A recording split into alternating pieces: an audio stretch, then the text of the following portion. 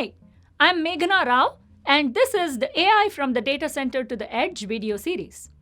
In this episode, we talk about exploratory data analysis phase, or EDA, which is the starting point to solving any AI problem.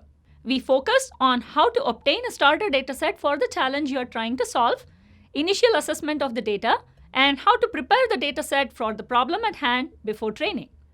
Some of the techniques we cover include pre-processing and data augmentation. AI problems require large amounts of data. Most often, the dataset is not readily available in the quality and the quantity that we need. As practitioners, we either have to create one from scratch or rely on an existing repository to adapt from. EDA refers to this stage of collecting and cleaning data and preparing it for training. Through the challenge of identifying the 10 most stolen cars in the US, this chapter teaches you how to perform EDA. This is a complex, time-consuming task, and if not done right, can result in poor training results. As a starting point, we use the Vehicle Make and Model Recognition Dataset, or VMMRDB, which contains over 9,000 classes, consisting of over 200,000 images. It covers models manufactured between 1950 and 2016.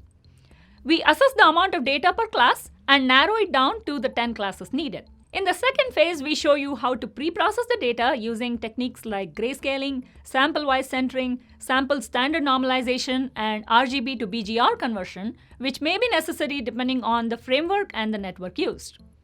To ensure that the data is not skewed towards a few classes, we show you how to oversample minority classes with data augmentation techniques. The lecture and Jupyter notebooks for this chapter are designed to teach you each of these techniques. By the end of this chapter, you will have a dataset that is ready for training. Thanks for watching this episode of AI from the Data Center to the Edge.